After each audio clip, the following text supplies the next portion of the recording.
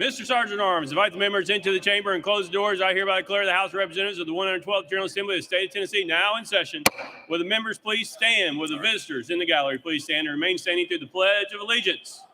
Representative Zachary will introduce the chaplain of the day. Representative Zachary. Thank you, Mr. Speaker. Members, we are honored to be joined this morning by my pastor, Dr. John Mark Harrison from First Baptist Concord in West Knoxville. Versus reading his bio, I just want to quickly say that Pastor John Mark is an investor. He is a leader. He is a passionate Christ follower, passionate about reaching 865, which is our area code of Knox County, and he's started and led that initiative to impact our community. The only knock on my pastor is that he was a walk-on at the University of Alabama and played wide receiver. I told you, John Mark, we would get some boos, but I think it's important for the body to know where we stand. In spite of that, he has truly made a difference in our community. He leads our Knox County Pastors Network, which is a group of about 25 pastors that was pulled together and started working with Mayor, now Congressman Burchett, now works with Mayor Jacobs, making an impact and meeting the needs of the community. But most importantly, 1 Timothy 4:16, his doctrine is sound. He is an unashamed, passionate preacher of the gospel of Jesus Christ. And so I'm so thankful for him. I'm thankful for his friendship, his leadership. And I've got a group up here with Concord Christian School that I'll welcome in just a minute. That's part of our umbrella at First Baptist Concord. So it's an awesome morning. I'm so glad to have so many of my constituents here, but I'm happy to have my pastor here. Thankful for him. So Dr. John Mark Harrison, take it away. Thank you, Jason. I'm so honored to be with you today. While I did grow up in Alabama, we love living in East Tennessee. Amen. Let's pray together.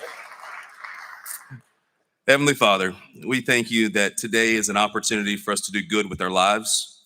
We pray that would be done today. God, when you taught us to pray, you taught us to pray that your kingdom would come and your will would be done.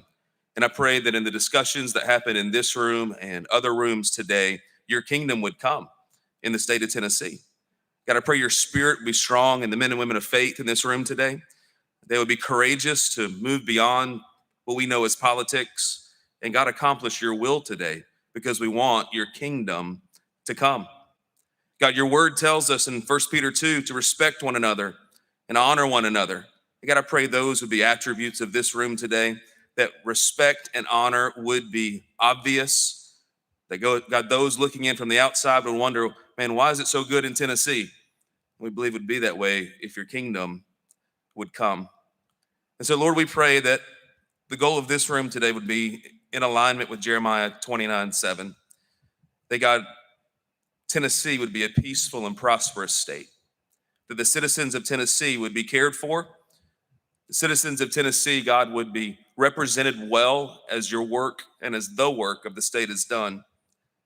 And so, God, I just pray today that you would keep away divisive people and divisive desires, that you would confuse the plans of our spiritual adversary, and you make our state a place of peace and prosperity for all. And God, for these men and women today, I just pray Psalm 2, that God, as leaders, they would be wise. They'd receive instruction from you. God, they'd serve you with awe. They'd rejoice with you. God, they'd pay homage to the Son, Jesus Christ, and take refuge in you.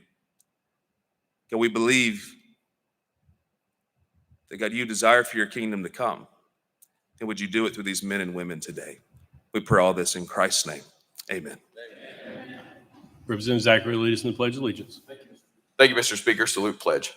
I pledge allegiance to the flag of the United States of America and to the republic for which it stands, one nation, under God, indivisible, with liberty and justice for all.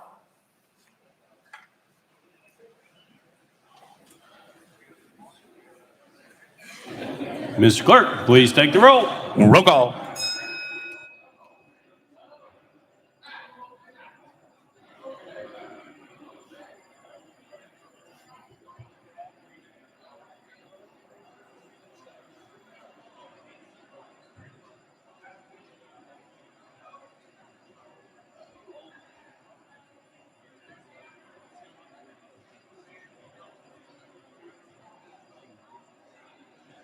That doesn't work down there anymore.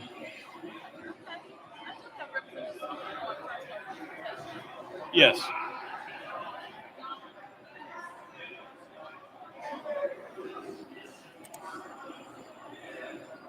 Mr. Clerk, please take the roll. Mr. Speaker, 93 members present. Let the journal reflect Representatives Carr, Potts, and McKenzie are excused. Members, we have a couple presentations first. Representative Stewart, you are recognized at the well. Oh, next order, Ms. Clerk. Welcoming and honoring. Welcome and honoring. Representative Stewart, you're recognized at the well.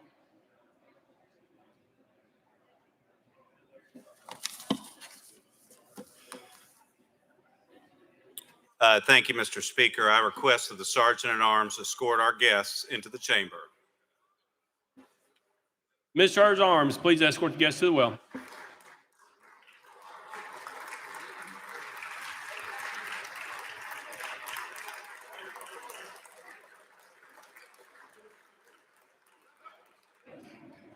Representative Stewart, you are recognized. Mr. Speaker, I request that the clerk read the resolution. Mr. Clerk, please read the resolution. House Joint Resolution 148 by Representative Stewart and others, a resolution to honor Karen Johnson, Davidson County Register of Deeds. Whereas the members of this General Assembly are pleased to recognize a true trailblazer in her community and in her profession. And whereas elected Davidson County Register of Deeds in August 2018, Karen Johnson is the first African-American and the first woman to be elected to the position. And whereas Register Johnson first evidenced her passion for public service by serving 2 terms as a Metro Nashville Council member for District 29. And whereas she worked diligently on behalf of her constituents and was instrumental in the creation of the Smith Springs Regional Community Center, Cane Ridge High School, and Smith Springs Elementary School.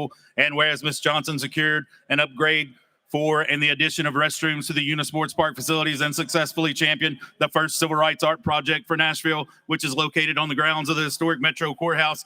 And whereas in a unanimous vote, she was elected President Pro Tem by her colleagues on the Metro Council, and whereas she was selected as a fellow of the National Black Caucus of Local Elected Officials and served as regional director on its board of directors, she meets the challenges of her present office as a member of the County Officials Association of Tennessee, the Tennessee Registers Association, the Property Records Industry Association, and the Tennessee Land Title Association. And whereas Register Johnson was elected to the National League of Cities Board of Directors, becoming the first person from Nashville or Tennessee to serve at the national level of the organization. And whereas Register Johnson is a Young Leaders Council graduate and Leadership Nashville alumni, whereas the daughter of educators who taught at Fisk University and Metro Nashville Public Schools respectively, she lost her parents at an early age. And whereas Karen Johnson persevered through this tragedy to graduate from public schools and then earn a bachelor's degree in business administration at Tennessee State University and a master's of business administration degree in management at Trevecca Nazarene University,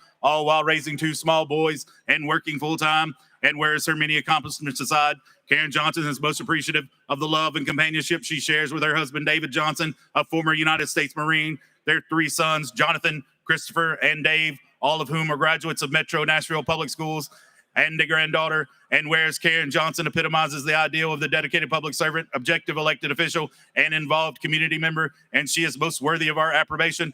Now, therefore, be it resolved by the House of Representatives of the 112th General Assembly of the State of Tennessee, the Senate concurring that we honor and commend Karen Johnson for her proficient service as the Davidson County Register of Deeds and her ongoing commitment to making Nashville an even better place to live, and extend her our best wishes for much continued success and happiness in her future endeavors.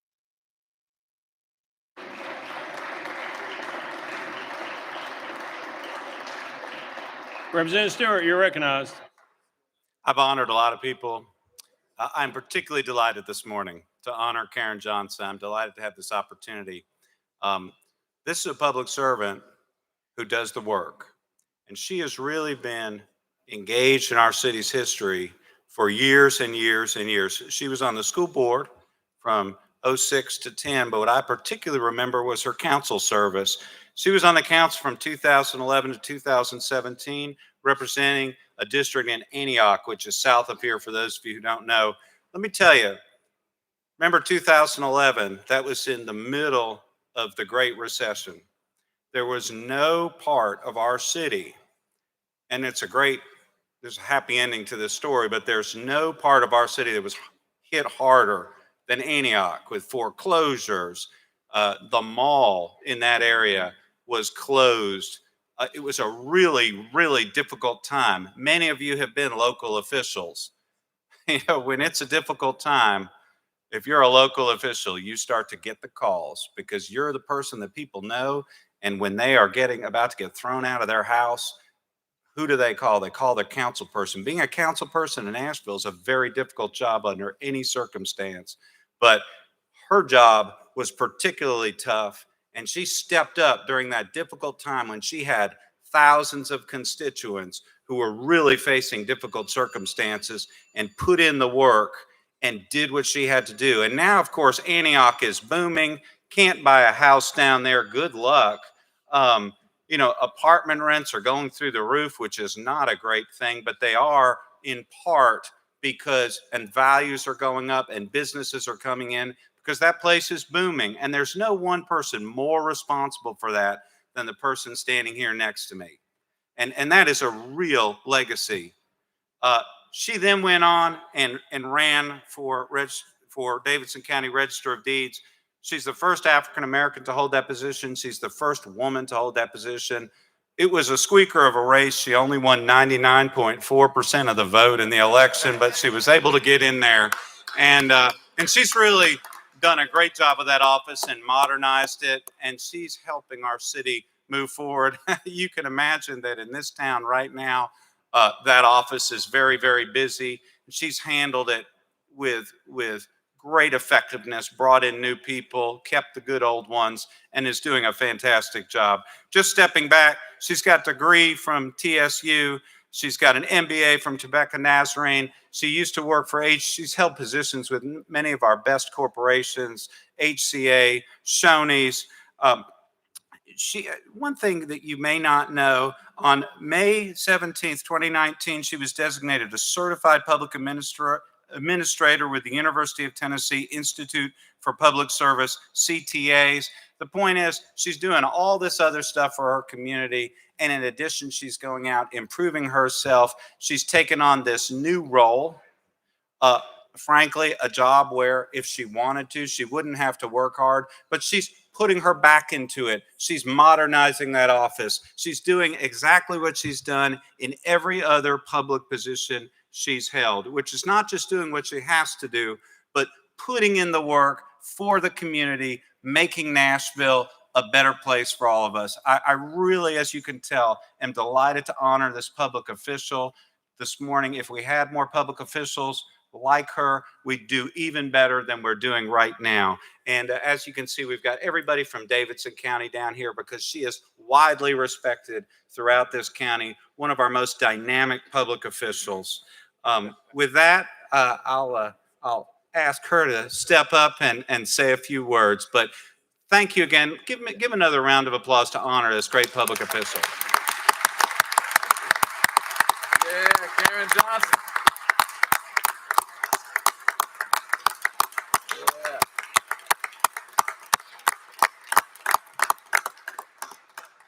Wow. Thank you, Representative Mike Stewart, whom I look up to greatly and respect greatly. I also look up to all of you. You do an incredible amount of work. I previously worked for the state of Tennessee in the administration of Governor Bredesen. So I traveled east, west at Middle Tennessee. And so I've been to many of your counties. And so I know the work that you're doing. And I'm very humbled and appreciative for you all giving me this honor today. I'm very appreciative to the Davidson County delegation for working with me on many different issues. Everyone up here, I think I've worked with personally. And I thank each of you for this honor. This is huge. I'm kind of intimidated by these chambers. So a little bit nervous and been in public service a long time. But when you come in here, it's like, oh my gosh, this is where a lot more happens. So again, thank you to all of you. Our rural counties is where it happens, along with the core, which is Davidson County. And I thank you every day for what you do for all of us. Thank you. All right, great job.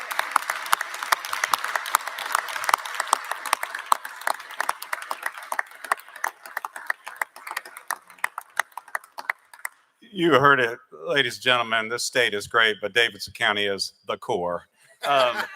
Mr. Speaker, would you come down for a picture?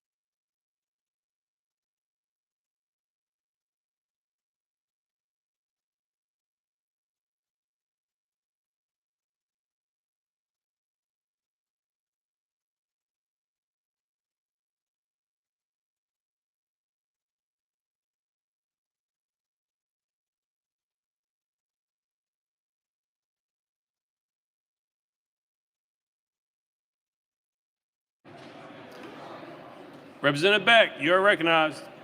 Thank you, Mr. Speaker. I request that the Sergeant of Arms escort our guests into the chamber. Mr. Sergeant of Arms, please escort the guests to the well.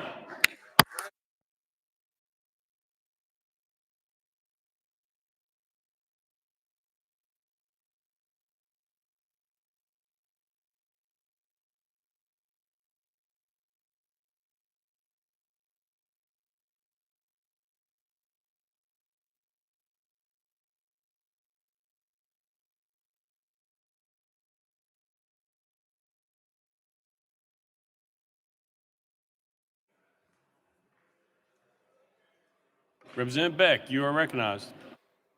Thank you, Mr. Speaker. I request that the clerk read the resolution. Mr. Clerk, please read the resolution. House Joint Resolution 741 by Representative Beck and others, a resolution to honor and congratulate the Hume Fogg Academic High School girls volleyball team on winning the 2021 TSSAA Division I Class 2A State Volleyball Championship. Whereas we are pleased to especially honor and commend those successful young athletes who, through their magnificent exploits, bring honor to Tennessee and serve as exceptional ambassadors of this state. And whereas the Hume Fogg Academic High School girls volleyball team achieved an extraordinary level of success during the 2021 season, winning the TSSAA Division I Class 2A State Volleyball Championship on October 22nd, 2021 at Siegel High School in Murfreesboro. And whereas with an overall record of 36-7 for the whole season, the Hume Fogg Blue Knights posted a 3-1 win over the East Hamilton Hurricanes in a playoff match. And whereas the Blue Knights' noteworthy achievement is the tremendous source of pride for their families, their classmates at Hume Fogg Academic High School, and the entire community. And whereas displaying great sportsmanship and outstanding character, both individually and collectively, the players and coaches of the Hume Fogg Academic High School girls volleyball team conducted themselves in a manner befitting the state of Tennessee. And whereas the dedication, determination, work ethic, and talent of this group of young women not only made possible a championship volleyball season, but also surely bode well for their success in every future endeavor. And whereas the members of Hume Fogg Academic High School girls volleyball team displayed uncommon talent, determination, and perseverance in their quest for athletic excellence and championship laurels, and it is wholly fitting that they should be commended for attaining their lofty goals.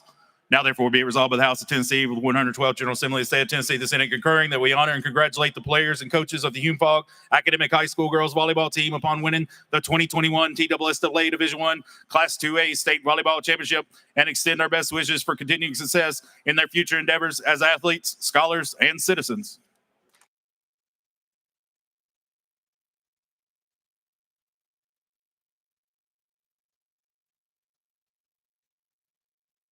Representative Beck, you are recognized. Thank you, Mr. Speaker. Ladies and gentlemen, isn't it wonderful that we can come together and recognize and celebrate excellence? And that is what these young ladies are. The year during COVID, they were telling me that they were undefeated, but the state championships were canceled. And this year they went on to ring the bell and become our state champions. And we're so proud of them. Their school is about 10 blocks from here. It is in the middle of downtown on Broadway. It's been here. My aunt went there. My great aunt went there many years ago with Dinah Shore, and many of y'all will remember her. And it just has a great history and a great legacy. And these young ladies are carrying it on. I'm going to ask Dr. Kelly Hargis, executive principal, to come up and speak with us and tell us about these young ladies. You are recognized. Thank you, Mr. Speaker. Thank you, Representative Beck, and thanks to all of you all. Thank you for having us here this morning to acknowledge the outstanding accomplishments of these fine young women who are with me today. Not only do they exemplify excellence on the court, but they truly exemplify excellence in the hallways and in the classrooms of our high school. They are strong, they are smart, they are brave, and they are kind. And that, as you well know, is a winning combination anywhere. We love them and are very proud of them, and I thank you again.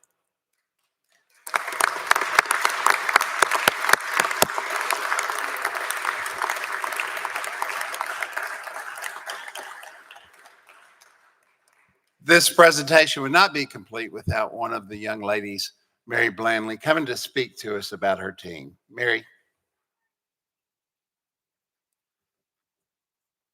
Thank you, Mr. Speaker, and thank you, Representative Beck, for inviting us here today. Unfortunately, 4 of my fellow seniors are not here today. They are at a volleyball tournament, but they do want to recognize you guys and thank you for recognizing us for our success and express their gratitude. The seniors and I lost our junior year to COVID and knew we had to make the most of the season together. Their skills, personalities, and grit are a huge part of our success this season. I am so thankful for the bonds and memories that I've created through this team, and I'm so thankful for the administration and for our whole team and school for supporting us as we fought for the state championship title. Thank you.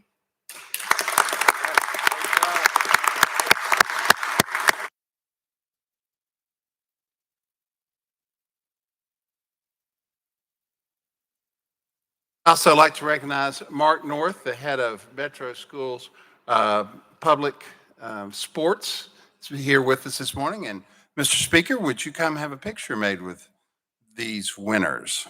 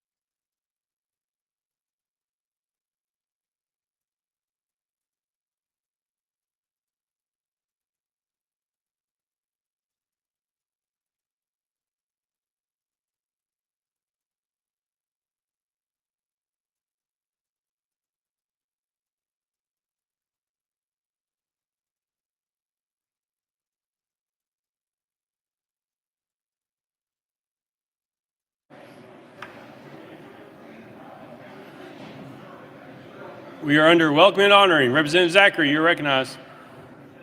Thank you, Mr. Speaker. Members, I am joined this morning by Concord Christian School's 8th grade class. They are led by my beautiful wife, who's up here hiding behind the pole because she was afraid I was going to make her stand up. But if you guys could make them feel welcome, they were here yesterday for a mock session. They've had an awesome day, and so I'm so thankful for these guys. It's good to have you guys with us this morning.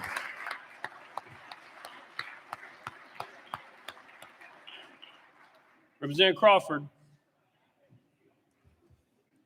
Thank you, Mr. Speaker. On behalf of myself, Representative Bud Halsey, and Scotty Campbell, we have some very special guests with us today we'd like to recognize, and that is our Leadership Kingsport class up here on the right. If you guys would please stand up. Thank you all for being here.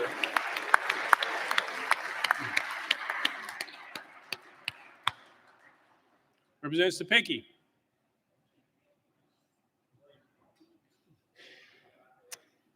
We'll go back. Representative Marsh. Thank you, Mr. Speaker. I'd like to welcome our Lincoln Leadership class, headed up by Jim Malone, who's been doing this for several years. Welcome to the state capitol.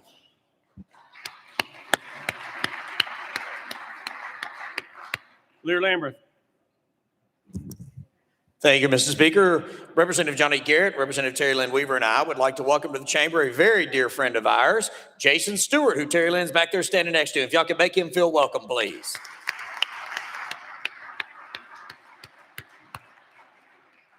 Representative Keisling. Thank you, Mr. Speaker. Members, we're losing a good friend today. After 25 years of service to our Tennessee Highway Patrol, I want to draw your attention to my right, your right, up in the gallery. We want to celebrate and say a big thank you to Trooper Gerald Carter.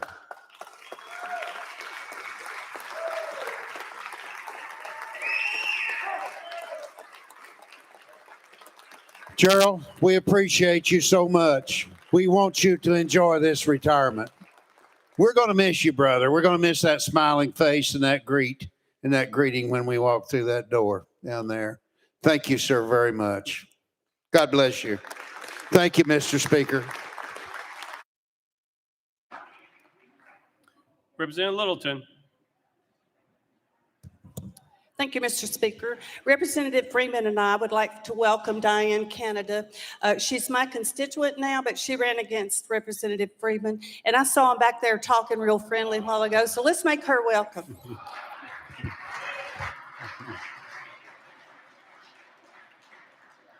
Representative Cassava. Thank you, Mr. Speaker. And tomorrow is Representative Larry Miller's birthday.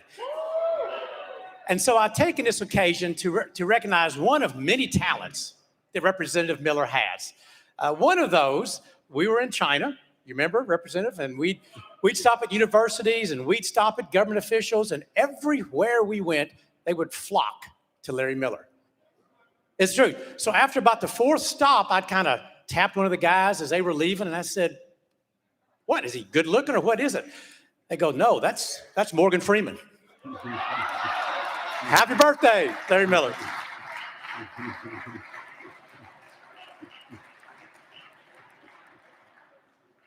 Representative Brinken. Thank you, Mr. Speaker. Members, please join me in a long-distance recognition to the Coffee County Red Raiders boys basketball team that made it to the state championship this week for the first time since 1965. So, thank you. Representative King. Thank you, Mr. Speaker. On behalf of the Hamilton County delegation, we would ask that you congratulate and give a round of applause to the University of Tennessee at Chattanooga men's basketball team for their winning of the Southern Conference title in basketball, and the player with the nerve of steel who made a game-winning shot, a buzzer beater, Mr. David Jean-Baptiste. Thank you.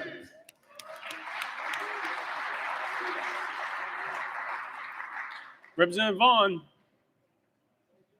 Thank you, Mr. Speaker. And I looked at the calendar today and it's March 10th. That means that tomorrow, 33 years ago, I married my first wife. My only wife, Jonabelle, who I was really, really happy that I realized that today was March 10th because it was going to be probably a cold day tomorrow when I got home if I didn't remember that. So anyway, happy anniversary to my true love.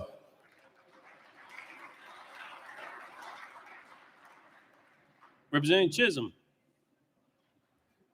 Thank you, Mr. Speaker. Today, I want to wish a happy birthday to the youngest member in our chamber, a legend in training, Representative Taurus Harris, ladies and gentlemen.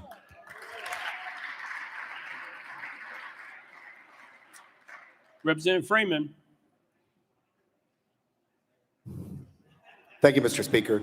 And I also would like to recognize Diane Canada. We did run against each other, and I find her to be a great person, and think she would have made a great representative, and encourage her to run again now that she lives in someone else's district.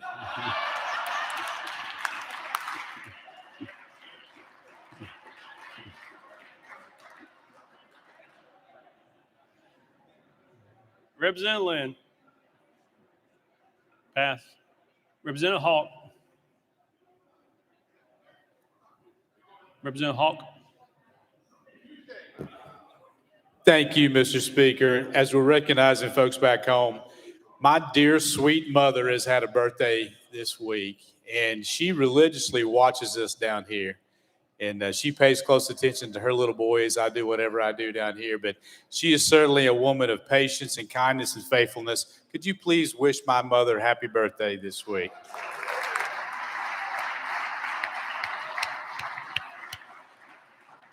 Representative Jernigan. Thank you, Mr. Speaker. It's been brought to my attention this Sunday, my dear friend across the hall from me, Dr. Bob Ramsey's having a birthday. So just want him to wave and let him know that he's not as old as he looks.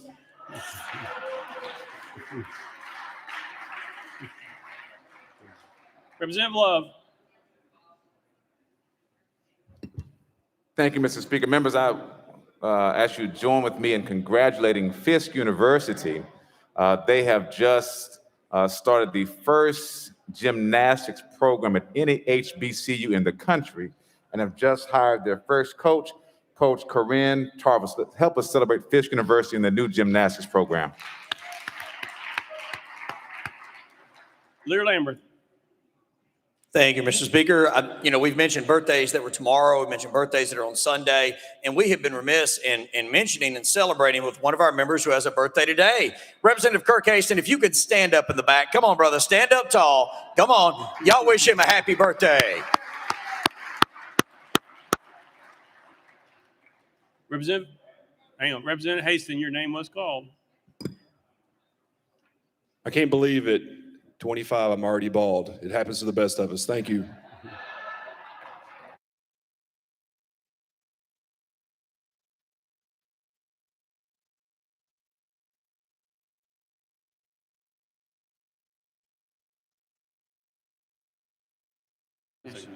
Representative Eldridge. Thank you, Mr. Speaker. While we're wishing happy birthdays, yesterday was Representative Jerry Sexton's birthday, so we need to wish him happy birthday as well.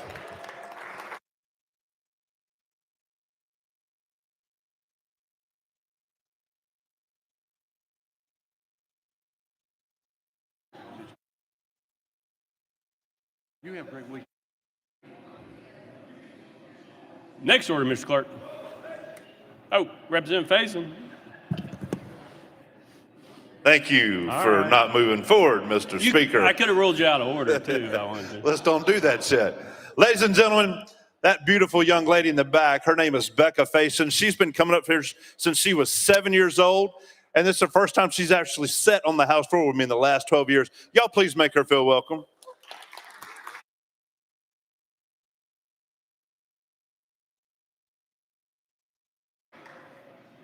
All right, next order, Mr. Clerk. Introduction of resolutions. Leader Lambert, you're recognized.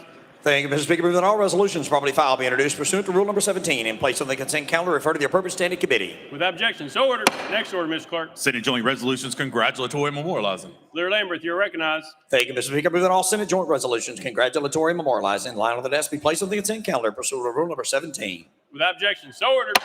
Next order, Mr. Clerk. Resolutions lying over. Leader Lambert, you're recognized. Thank you, Mr. Speaker. Move that all resolutions lying over be referred to the appropriate standing committee. Without objection, so ordered. Next order, Mr. Clerk. Introduction of bills. Leader Lambert, you're recognized. Thank you, Mr. Speaker. Move that House Bills 2901 and 2902 be introduced and passed on first consideration. Without objection, so ordered. Next order, Mr. Clerk. Senate bills on first consideration. Leader Lambert, you're recognized.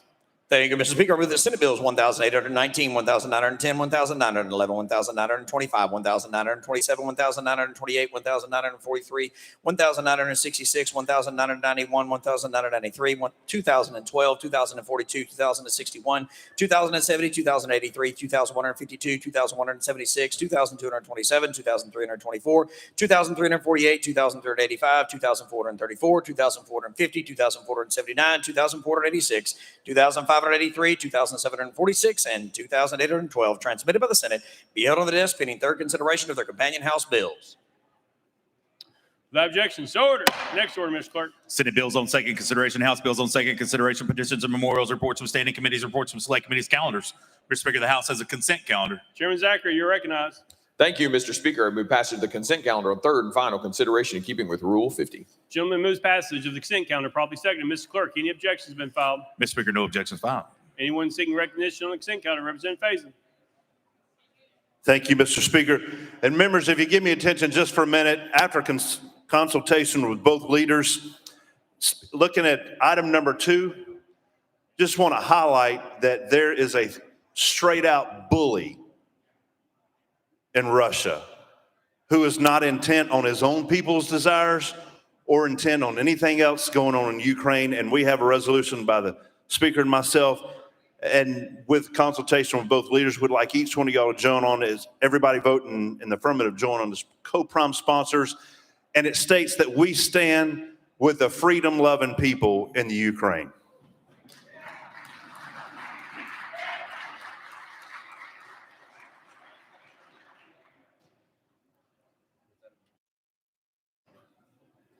Hey, Representative Faison, was that like a motion to add? Thank you, Mr. Speaker. I make a motion that everyone voting in affirmative be added as co-prime sponsors. Thank you, Mr. Speaker. Exclusion is duly noted without objection. Anyone else looking to be recognized on the consent calendar? Seeing none. We are voting on the consent calendar. All members in favor vote aye when the bell rings. Those opposed vote no. As every member voted, does any member wish to change their vote? Parkinson, aye. Harris, aye.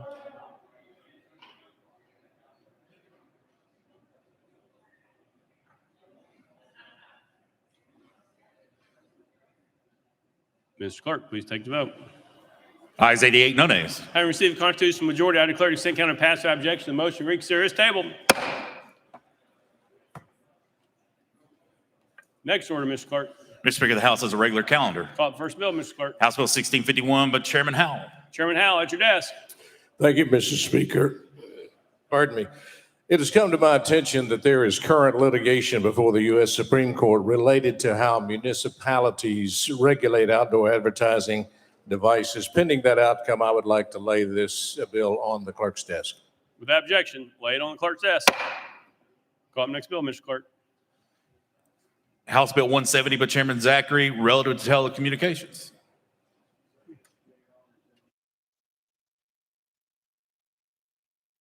Lear Lambert. Mr. Speaker, we roll that 2 places, please. Without objection, roll 2 spots. Call up next bill, Mr. Clerk. House Bill 2483, but Chairman Zachary. Lear Lambert. Mr. Speaker, can we roll that 3 places, please? Without objection, roll 3. Call up next bill, Mr. Clerk. House Bill 1459 by Representative Hakeem, relative to domestic violence. Representative Keem, you're recognized.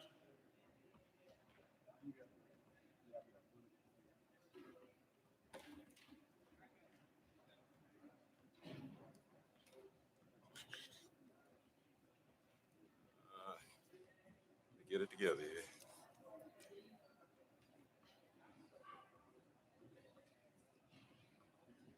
Oh.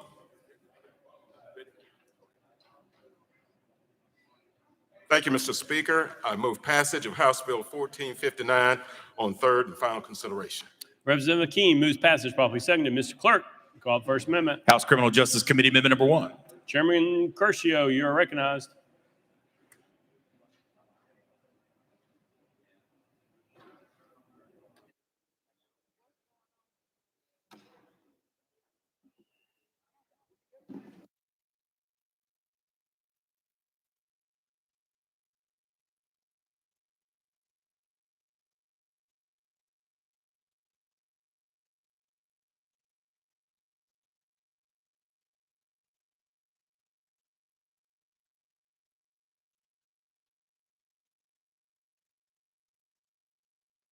Representative Sexton, can you move adoption of amendment number 1, please?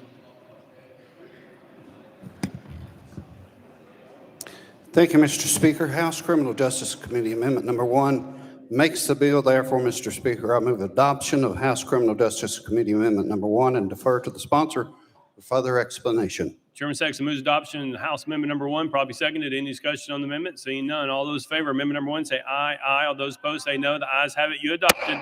Next amendment, Mr. Clerk. Mr. Speaker, no further amendments. Representative Keem, you're recognized. Thank you, Mr. Speaker. This bill authorizes a court or magistrate to extend the minimum amount of time an offender is required to be held after being released following the arrest of a person for an offense of aggravated assault in which the victim is a domestic violence victim. Presently, a person arrested for domestic assault is required to be held for a minimum of 12 hours if the magistrate deems this appropriate and not a threat to the victim. What this bill does is request an additional 12 hours after the arrest, again, if the magistrate feels this person is a threat to the victim. And some of the causes that would be looked at by the magistrate would be, they cause serious bodily injury to the alleged domestic abuse victim, strangled or attempted to be strangled, the alleged domestic abuse victim, and use or display of a deadly weapon. This time, a total of potentially 24 hours, if deemed appropriate by the magistrate, would afford a cooling off period and also afford that person who may be victimized an opportunity to decide if they're going to stay in the home or go some other place. One reason that we want to bring this bill forward is that the state of Tennessee is ranked 5th in the nation for deaths after domestic assault events. What this does is give the magistrate another tool in their toolbox. And Mr. Speaker, with that, renew my motion. Representative Hakeem renews his motion. Any discussion on the bill? Seeing none. Any objection to the question? Seeing none. All those in favor of House Bill 1459 as amended, vote aye when the bell rings. Those opposed, vote no. Has every member voted? Does any member wish to change their vote? Rudds, aye. Calfee, aye. Hardaway, aye. Rudds, aye.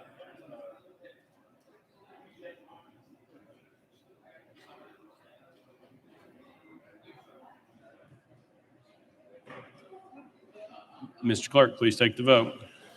Ayes 86, no nays. House Bill 1459, having received the constitutional majority, I hereby declare passed without objection. The motion reconsider is tabled. Call the next bill, Mr. Clerk. Mr. Speaker, that brings the body back to page 1, item 1. Sorry, page 1, item 2, House Bill 170 by Chairman Zachary.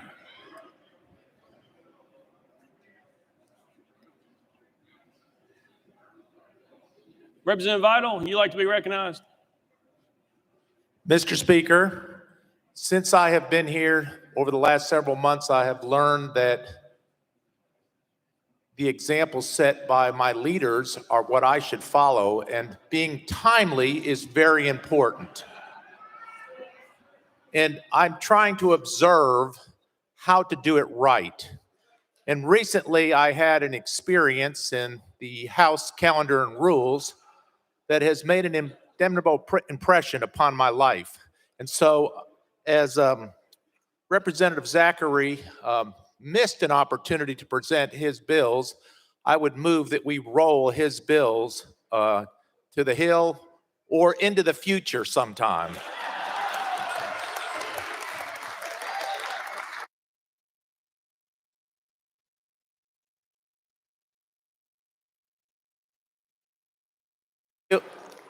Thank you, sir. All right. That's proper motion, probably seconded. Roll to the Hill. Next item, Mr. Clerk. I'm sorry, next bill, Mr. Clerk. Yeah. House Bill 2483 by Chairman Zachary. Representative Vital, you're recognized.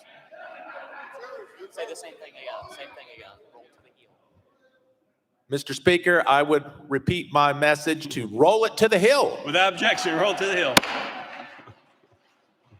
Call up next bill, Mr. Clerk. House Bill 1679 by Leader Lamberth and others relative to expunction of criminal records. Leader Lamberth, you're recognized. Thank you, Mr. Speaker. Move passage of House Bill 1679 on third and final consideration.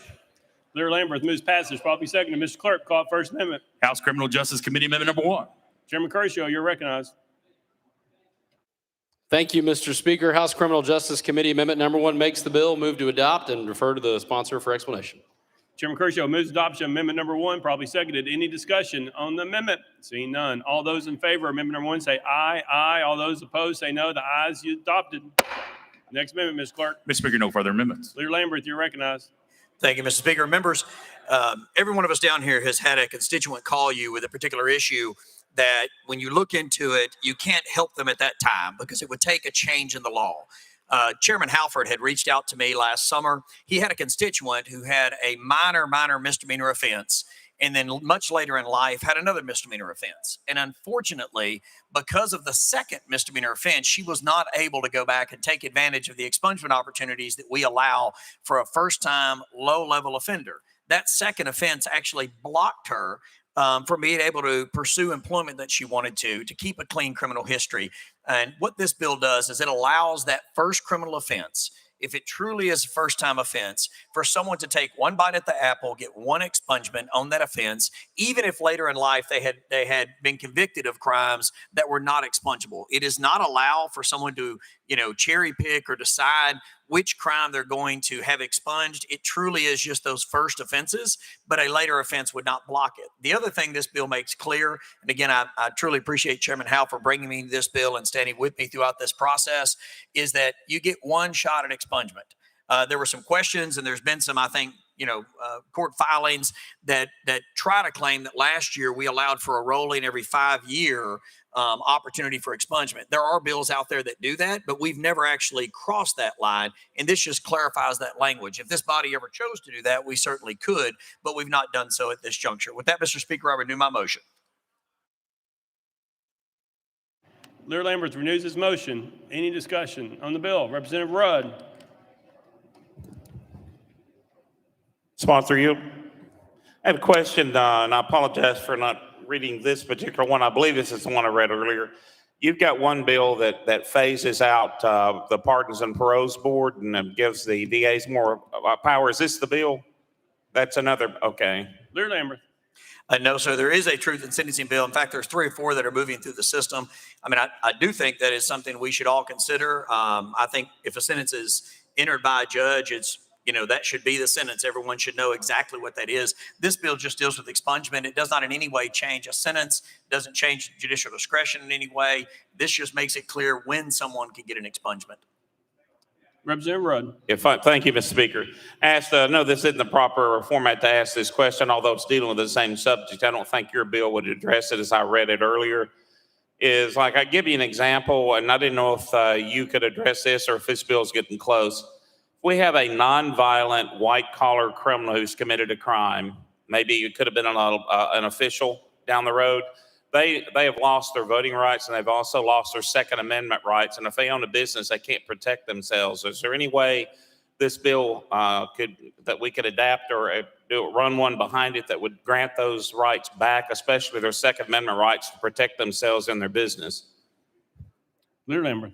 Thank you, and thank you for that question, Chairman. So this bill does not change the offenses that someone could be eligible for, except in the way that I have mentioned. So if someone had a first-time, low-level offense, they could get it expunged. So we're not going into additional areas with this bill except for that.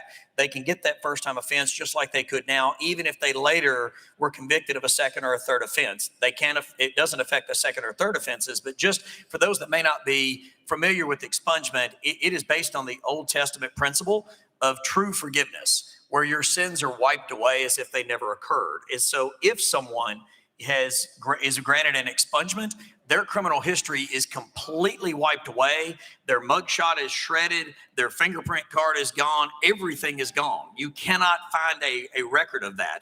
And yes, both their voting rights, if they had lost them, and their Second Amendment rights would be returned to them because that crime is gone as if it never existed. That's why we only allow for it in low-level offenses and first offenders.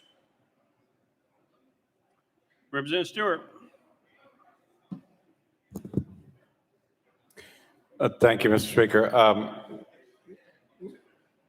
Question. It looks like there's no provision in this law that reduces or the ability that reduces the number of people who are qualified to get charges expunged. In other words, the intent of this law is to expand expungement to one particular circumstance, but it doesn't in any way restrict expungement in any other context. Is that the intent? Leader Lambert. The intent is to expand to these circumstances as described in the bill. The intent is not to restrict those, but to expand to those individuals so that they can get a one-time expungement, just as everyone else could that is eligible now. Representative Stewart. Thank you. Thank you. Chairman Dixie. Thank you, Mr. Speaker. Is this bill retroactive? And if it is, what date does it start? Leader Lambert. Yeah, great question. So this bill would be, it is upon July 1st, 2022 is when this bill would go into effect, and anyone in your districts that would fit this criteria could get an expungement for a crime that they had been convicted on. So literally, Chairman Halford's constituent who brought him this issue could be helped by this bill. So it's not just on convictions from here forward. If someone is eligible under this on July 1st, they will be able to file for it and be able to get their record clean. Again, if they fit the criteria of this bill where they have that first time offense, that one misdemeanor, and then later had been convicted of something else, they would be eligible. But again, one time, not every 5 years, not unlimited, just that one time. Any further discussion? Representative Sparks. Will the sponsor yield?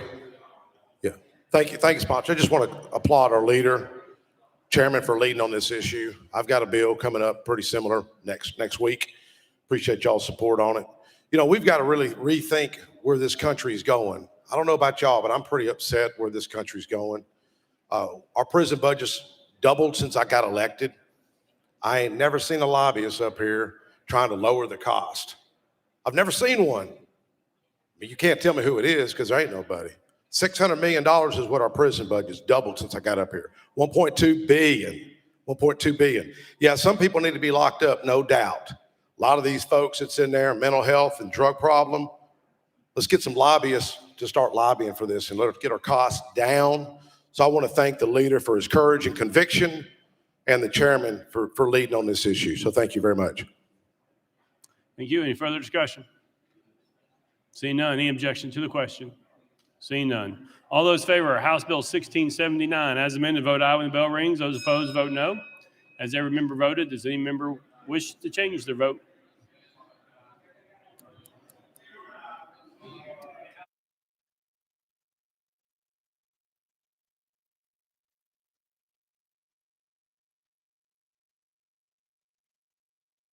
Mr. Clerk, please take the vote. Ayes 89, no nays. House Bill 1679, having received a constitutional majority, I hereby declare it passed without objection. The motion to reconsider is tabled. Call the next bill, Mr. Clerk. House Bill 1970 by Chairman Russell and others, relative to qualifications for office. Chairman Russell, you're recognized. Thank you, Mr. Speaker. I move passage of House Bill 1970 on third and final consideration. Chairman Russell moves passage, properly seconded. Mr. Clerk, call it First Amendment. House Local Government Committee Amendment number 1. Chairman Crawford, you're recognized. Thank you, Mr. Speaker. The amendment adds to the bill, and I defer to the sponsor for a further explanation. I adopt. Chairman Crawford moves adoption of amendment number 1, properly seconded. Any discussion on the amendment? Seeing none. All those in favor of amendment number 1 say aye, aye. All those opposed say no. The ayes have it. You adopt it. Next amendment, Mr. Clerk. Mr. Speaker, no further amendments. Chairman Russell, you're recognized. Thank you, Mr. Speaker. House Bill 1970 requires a candidate for county legislative body, clerk, constable, trustee, register, assessor of property, school board, or chief administrative officer of the highway department to be a qualified voter of the county and a resident of the county for 1 year. With that, Mr. Speaker, I renew my motion. Chairman Russell renews his motion. Any discussion on the bill? Seeing none. Any objection to the question? Seeing none. All those in favor of House Bill 1970 as amended, vote aye when the bell rings. Those opposed, vote no. As every member voted, the same member must change their vote. Travis, aye. Hodges, aye.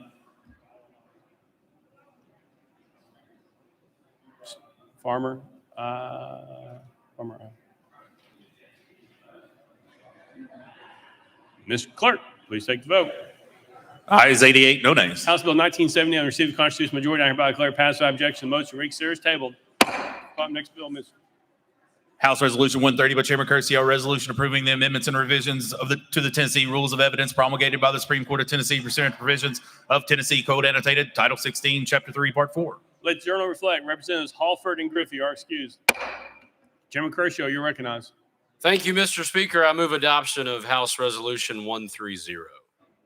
Chairman Curcio moves adoption, properly seconded. Mr. Clerk, any amendments been filed? Mr. Speaker, no amendments filed. Chairman Curcio, you're recognized. Thank you, Mr. Speaker. Members, what we're doing this morning is we're ratifying the Tennessee Rules of Evidence as promulgated and adopted by the Supreme Court. I renew my motion. Chairman Curcio renews his motion. Any discussion on the bill? Representative Farmer. Thank you, Mr. Speaker. And Chairman Curcio, do you yield? Yes, sir, I do yield. Thank you. And I notice you're not on consent calendar, and it begs me to ask this question. Is this something we do every year? Chairman Curcio. Thank you, Mr. Speaker. Chairman Farmer, this is something that we do every year, unless, of course, we forget to do it. Representative Farmer. Any further discussion? Seeing none. Any objection to the question? Seeing none. All those in favor of House Resolution 130, vote aye when the bell rings. Those opposed, vote no. As every member voted, does any member wish to change their vote?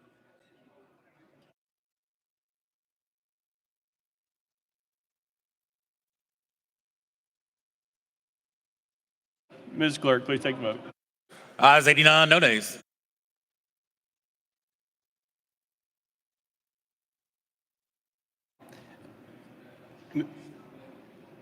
House Resolution 130, having received a constitutional majority, I hereby declare adopted without objection. The motion to reconsider is tabled. Call up the next bill, Mr. Clerk. House Resolution 129 by Chairman Curcio, a resolution approving the amendments and revisions of Tennessee Rules of Criminal Procedure promulgated by the Supreme Court of Tennessee pursuant to the revisions of Tennessee Code Annotated, Title 16, Chapter 3, Part 4. Chairman Curcio, you're recognized. Thank you, Mr. Speaker. I move adoption of House Resolution 129. Chairman Curcio moves adoption, properly seconded. Mr. Clerk, any amendments been filed? Mr. Speaker, no amendments filed. Chairman Curcio, you're recognized. Thank you, Mr. Speaker. Members, this is the ratification of the Rules of Criminal Procedure as promulgated and adopted by the Supreme Court. I renew my motion. Chairman Curcio renews the motion. Any discussion on the bill? Seeing none. Any objection to the question? Seeing none. All those in favor of House Resolution 129, vote aye when the bell rings. Those opposed, vote no. As every member voted, does any member wish to change their vote? Travis, aye.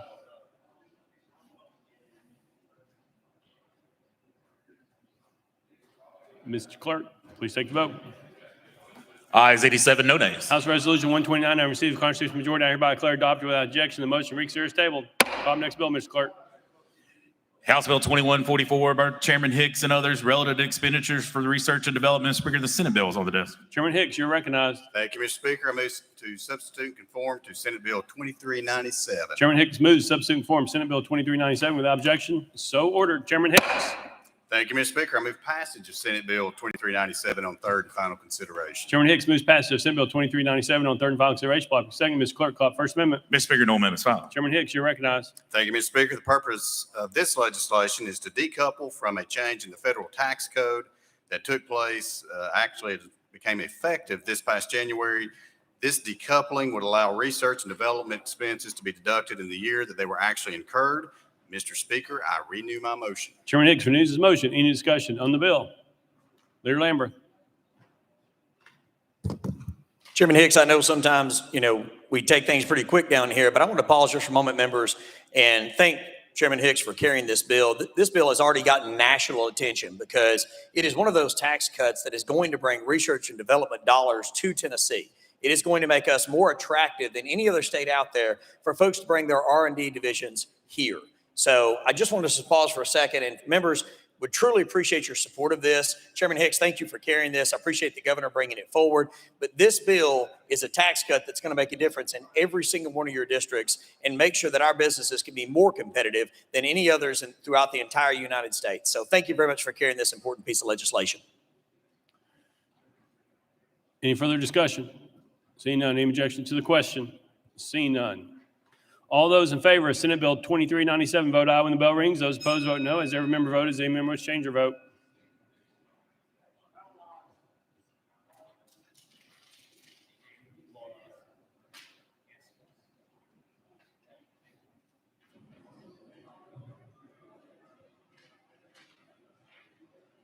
Mr. Clerk, please take the vote.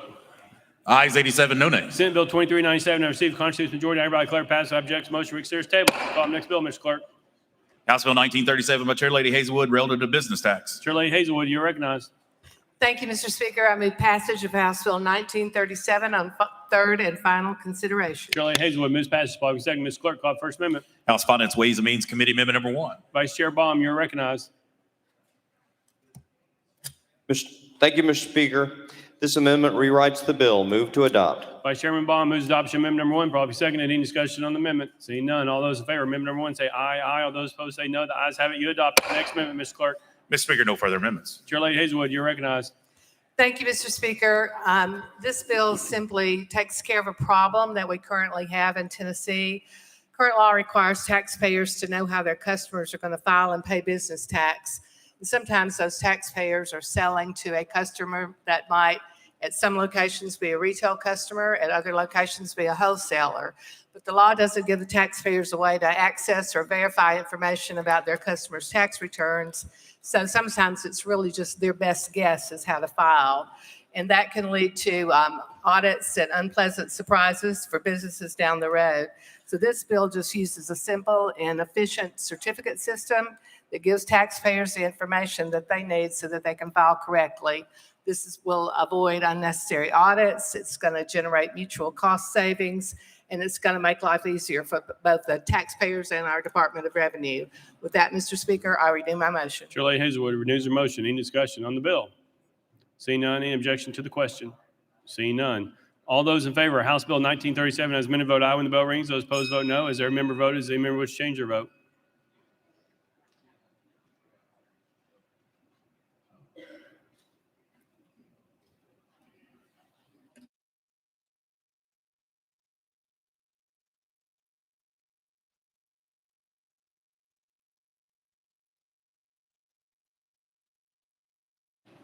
Mr. Clerk, please take the vote. Ayes 87, no nays. House Bill 1937 having received a constitutional majority, I hereby declare passed. Without objection, the motion reconsider is tabled. Call the next bill, Mr. Clerk.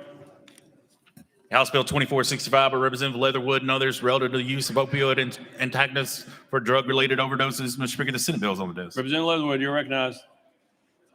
Thank you, Mr. Speaker. I move substitute and conform to Senate Bill 2572. Representative Leatherwood moves substitute and conform Senate Bill 2572. Prop second without objection. So ordered. Representative Leatherwood. Thank you, Mr. Speaker. I move passage of Senate Bill 2572 on third and final consideration. Representative Leatherwood moves passage of Senate Bill 2572 on third and final consideration. Properly second. Mr. Clerk, call for first amendment. House Health Committee Amendment Number 1, Mr. Speaker, same as Senate Amendment Number 1. Chairman Terry, you're recognized. Thank you, Mr. Speaker. Move to withdraw. Without objection, amendment number 1 withdrawn. Next amendment, Mr. Clerk. Mr. Speaker, no further amendments. Representative Leatherwood, you're recognized. Thank you, Mr. Speaker. Senate Bill 2572, what this does is allow naloxone, which is an opioid antagonist, to be prescribed to certain healthcare facilities that deal with drug rehab. And with that, Mr. Speaker, I renew my motion. Representative Leatherwood renews his motion. Any objection? Any discussion? Seeing none. Any objection to the question? Seeing none. All those in favor of Senate Bill 2572, vote aye when the bell rings. Those opposed, vote no. As every member voted, does any member wish to change their vote?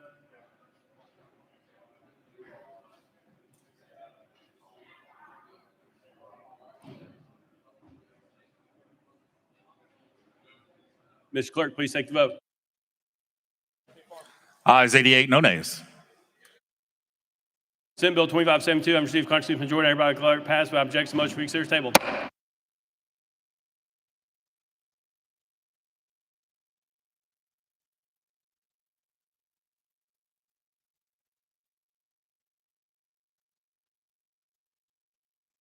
Call up next bill, Mr. Clerk.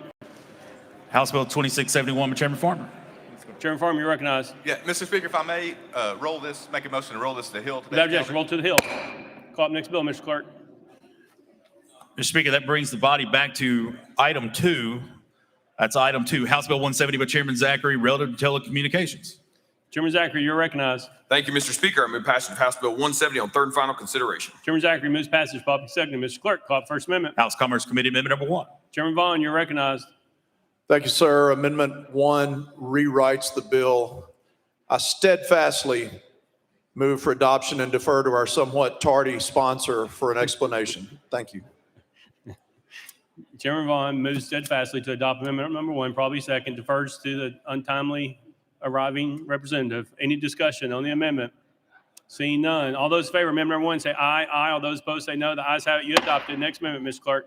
No further amendments, Mr. Speaker. Chairman Zachary, you're recognized. Thank you, Mr. Speaker. Members, this is an update to the Competitive Wireless Broadband Investment Deployment Act we passed in 2018. This is an agreement and a collaboration between the carriers and the TML to update us and put us in line with FCC guidelines and regulations. And just quickly, Mr. Speaker, before I renew my motion, I would like to thank Representative Vital for his eloquent speech, which I did not get to hear, but I look forward to having him in calendar and rules again very soon. With that, Mr. Speaker, I renew my motion. Chairman Zachary renews his motion. Any discussion on the bill? Seeing none. Any objection to the question? Seeing none. All those in favor of House Bill 1070 as amended, vote aye when the bell rings. Those opposed, vote no. As every member voted, does any member wish to change their vote?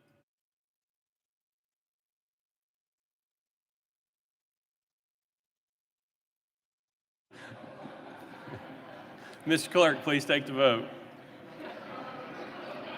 Ayes 88, 1 nay. House Bill.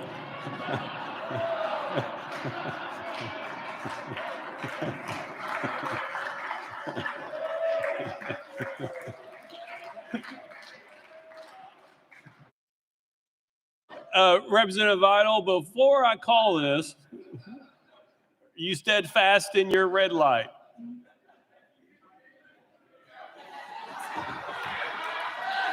There we go. Where you got it? House Bill 170, having received constitutional majority, I hereby declare passed without objection. The motion reconsiders table. Call up next bill, Mr. Clerk.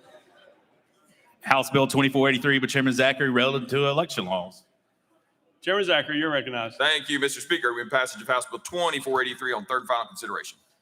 Chairman Zachary moves passage, properly seconded. Mr. Clerk, call up first amendment. House Local Government Committee Amendment Number 1. Chairman Crawford, you're recognized.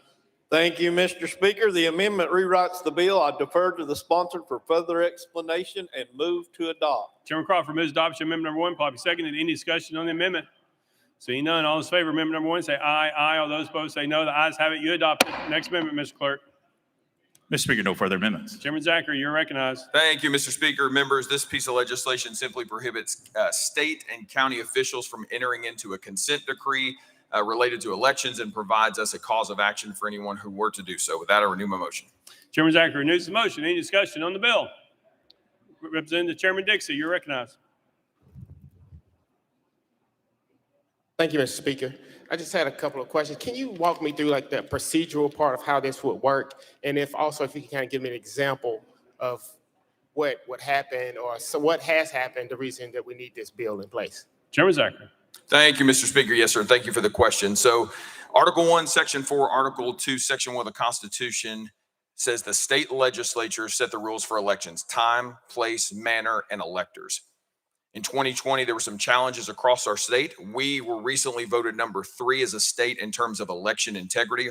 Our elections are run very well in Tennessee. Polls close at 8. Everybody goes home at 9 o'clock.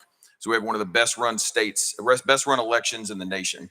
But there's always room for improvement. And so working with Trey Hargett and Secretary Hargett, this is that collaboration. And it simply says that no state or county official can enter into a consent decree without the consultation of both of our speakers. And if they do without consulting our speakers, it provides this body a cause of action against those officials.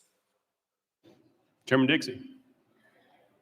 All right, thank you. Has there been an example of that happening, or can you give me an example of that happening, or an opportunity, or how it could happen in the future?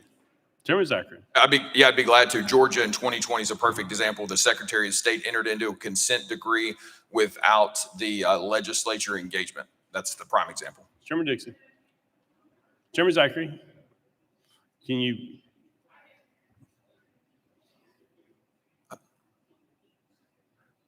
Chairman Zachary. Thank you, Mr. Speaker. Yes, in the Georgia election of 2020, the Secretary of State entered into a consent decree bypassing the legislature, and that is a prime example of what this bill would address. Chairman Dixie. So just for clarification, before they enter into the consent decree, they will have to consult with Speaker of the House and the leader of the Senate before you do that. So that would happen beforehand, not after. Chairman Zachary. Thank you, Mr. Speaker. That is correct. Chairman Dixie. Thank you, Mr. Speaker. Representative Powell. Thank you. To sponsor you. Chairman Zachary. Was actually just hearing a story very recently about election officials and how they are now reluctant, a lot of people, to pursue these positions, whether it be serving on our election commissions or working for election offices, because of constant intimidation and harassment that they receive from different people. And so there's fear that we're going to have fewer people, good people, that want to seek these positions. So my only hesitation here is we're extending another punishment on these folks that are already feeling taxed. And now, I mean, you've seen some of these very contested elections. There was a lot of pressure on these individuals to face further punishment. So that's what gives me some pause about this, is the potential for them to be punished. And I understand the consent decree, but I do think that we need to be very careful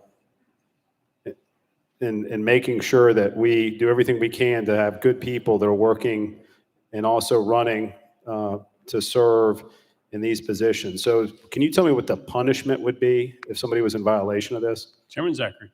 Thank you, Mr. Speaker, and Representative Powell, all good questions. I think it's important to remember that as long as good people obey state laws, there will be no issue. This piece of legislation, again, simply reinforces Article 1, Section 4, and Article 2, Section 1 of the United States Constitution. And in terms of any type of punishment, anyone that violates state law, it would provide this body a cause of action against those violators. Representative Powell. Thank you. I just still have that concern, and I understand where you're coming from with this legislation. I just fear again that we're making it difficult to find good people to run these positions and serve. Thank you. Representative Mitchell. Yeah, thank you, Mr. Speaker. So have we had any situation where this has happened in Tennessee? Chairman Zachary. Thank you, Mr. Speaker.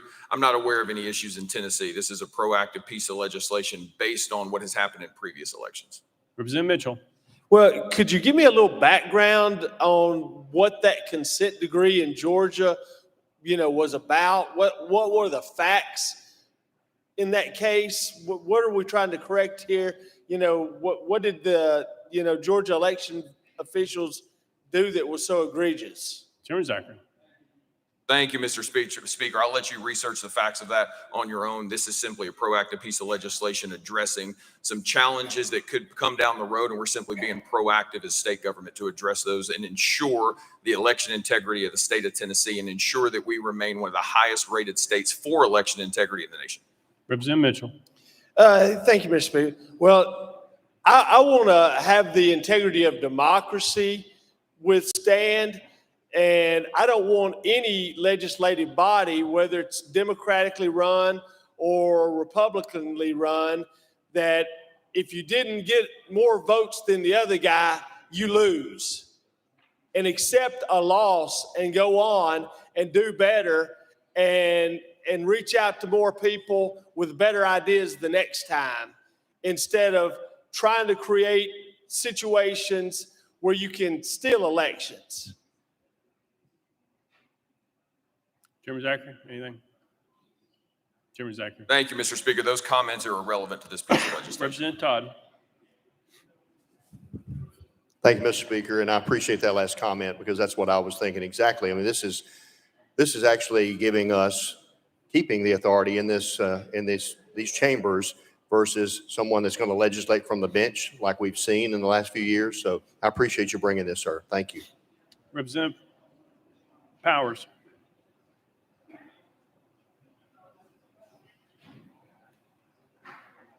Powers. Move previous question. Question's been called. Any objection? I'm assuming there's objection. We are on the board. We're voting on previous question. All those in favor vote aye when the bell rings. Those opposed vote no. As every member voted, the same member which changed their vote. Calfee, aye. Hardaway, no.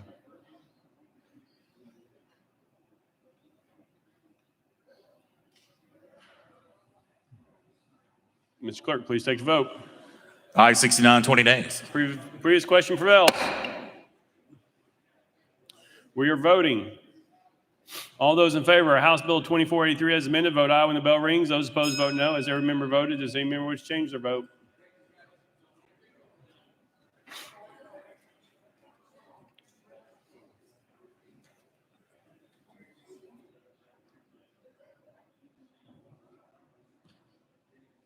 Mr. Clerk, please take the vote.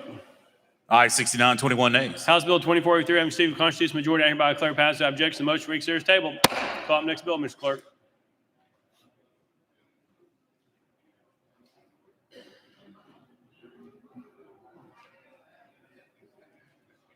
Yeah, it's just cleanup. It's a technical correction, right?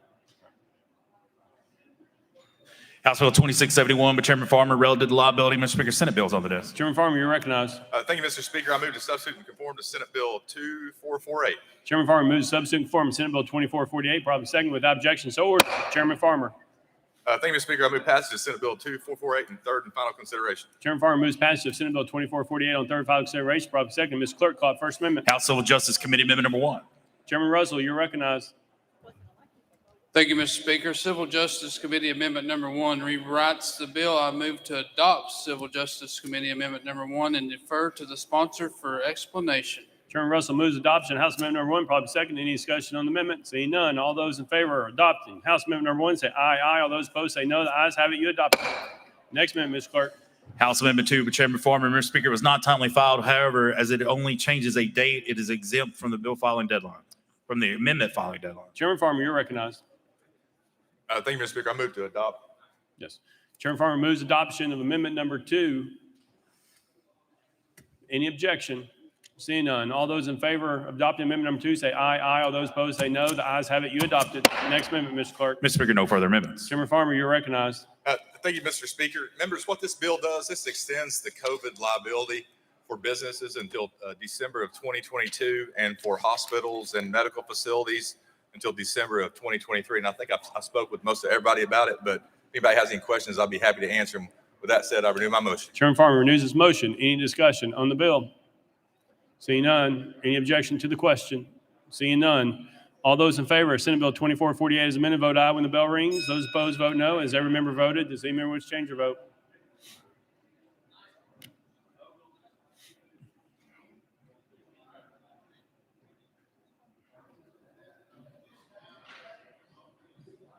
Mr. Clerk, please take the vote.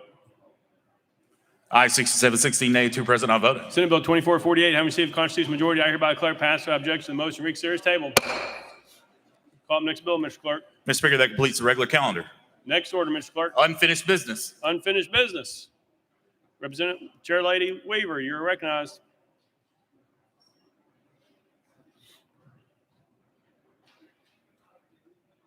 Thank you, Mr. Speaker. I wish to withdraw House Bill 2453 and House Bill 1649 from the committee in the House. You've heard the motion. Any objections? Without objection, so ordered.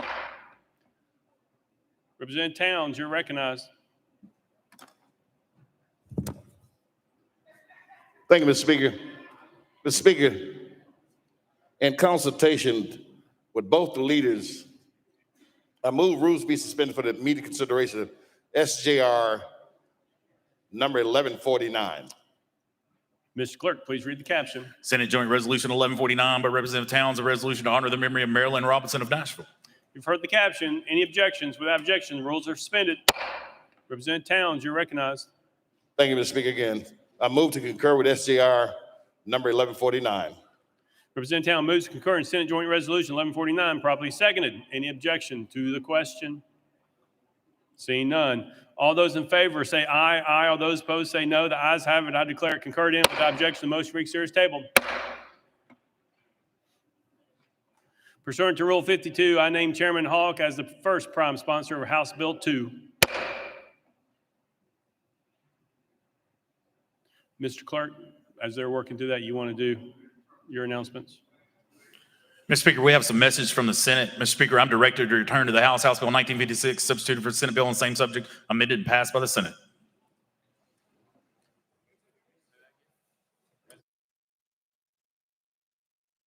Monday's message calendar. Mr. Clerk. Mr. Speaker, I'm directed to transmit to the House Senate Bill 29, the Senate non-concurred in House Amendments number 1. Monday's message calendar. Mr. Clerk. House Bill 2238. Mr. Speaker, I'm directed to return to the House Bill 2238, substituted for Senate bill on the same subject, amended and passed by the Senate. Monday's message calendar. Mr. Clerk. Message from the Senate, Mr. Speaker, I'm directed to return to the House Bill 1904, substituted for Senate bill on the same subject, amended and passed by the Senate. Monday's message calendar. Representative Towns, did you have your hand up under unfinished business, please? Mr. Speaker, if you don't mind, under announcements, please. Yes, sir.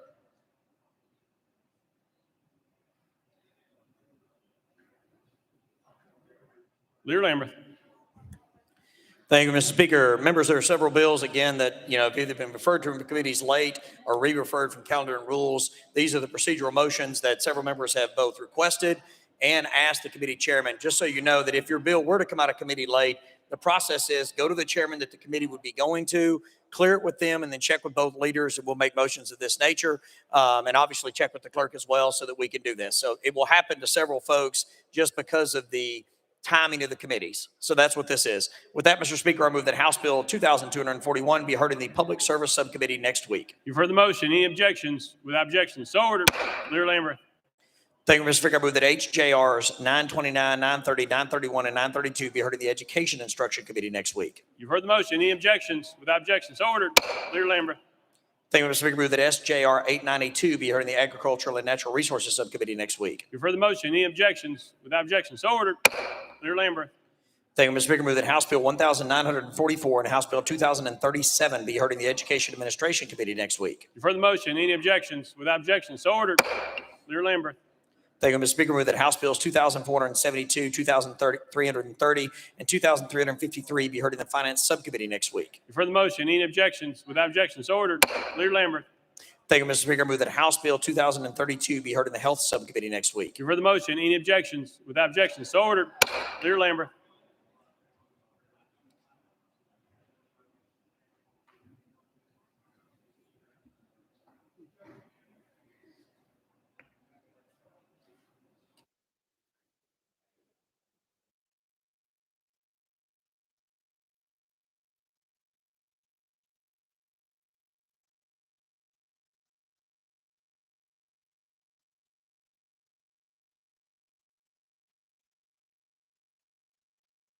Leader Lamberth.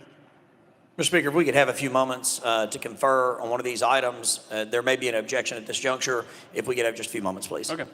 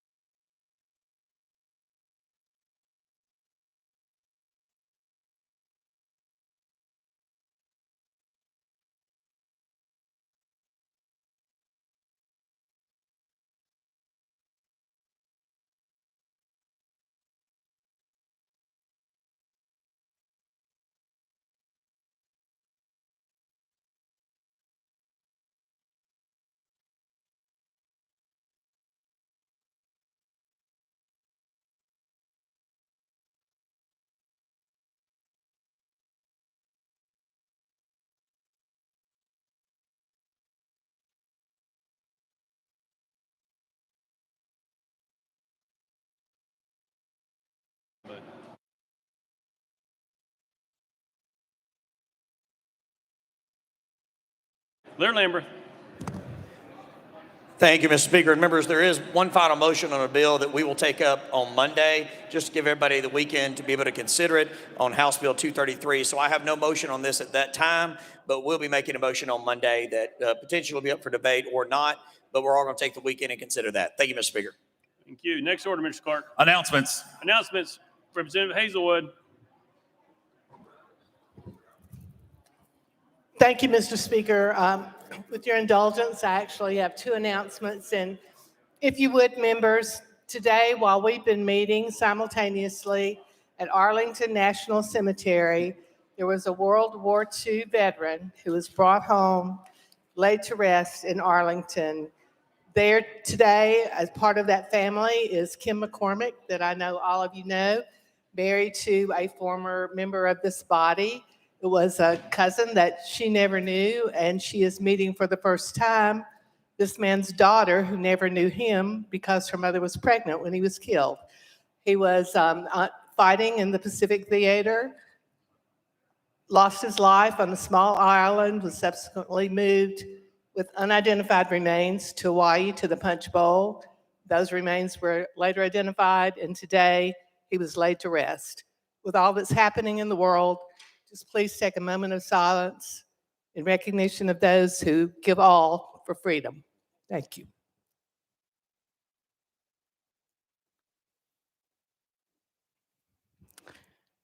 Thank you, Mr. Speaker, and thank you, members. Thank you. Representative Towns. Thank you, Mr. Speaker. Members of the Shelby County Legislative Democratic Caucus, we're going to meet immediately after session right here at my desk. Got some unfinished business we need to take care of. Need everybody to promptly come over, and it shouldn't take but a few minutes to get it transacted. But please don't leave. The senators will be coming over as well, right here after session. Thank you, Mr. Speaker. Representative Reagan.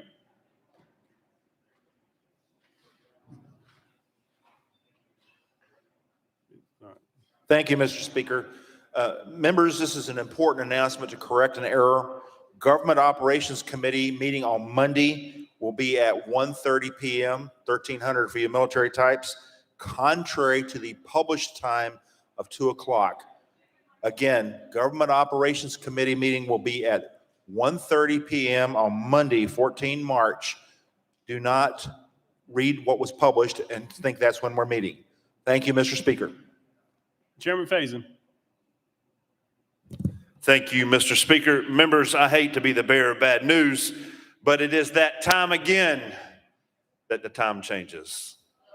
One day, we as a legislature should stand up for Tennessee and forget this time changes. But as that being said, 12 o'clock Saturday, it's going to be 12 o'clock again. Bless and see you Monday an hour later. Representative Calfee. Thank you, Mr. Chairman. With great pleasure, I would like to announce after a much-deserved rest, the world-famous Hershey syrup bottle is back on the job. Thank you.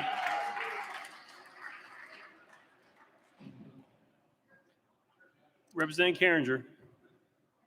Thank you, Speaker. I just wanted to say thank you to everyone who's been praying for my family past few weeks. And I just got the best news right now that they have removed my brother off the vent. He calls my daughter Chris instead of Christy, and he said, "Hey, Chris." And he still has a long way to go, but my emotions and my thankfulness right now to my Lord and Savior. And I just wanted to share you with this to continue to pray for him. Thank you all.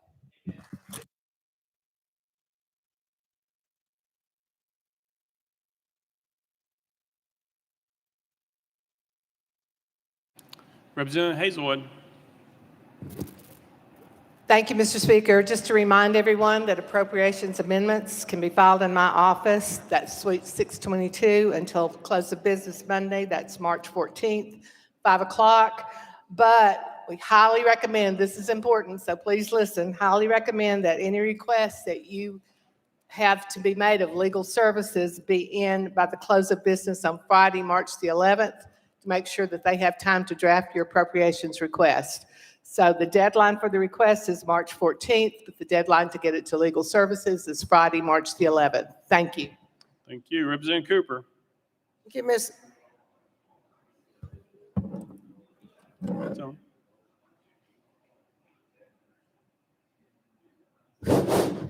Thank you, Mr. Speaker.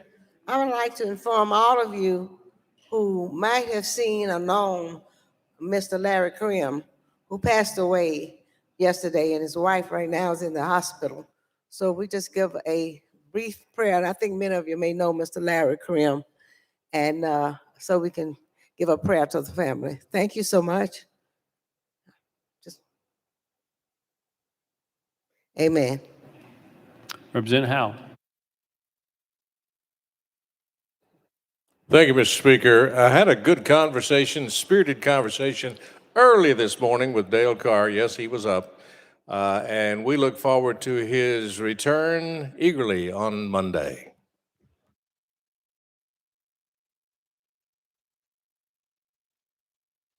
Any further announcements? Next order, Mr. Clerk. Roll call. Roll call.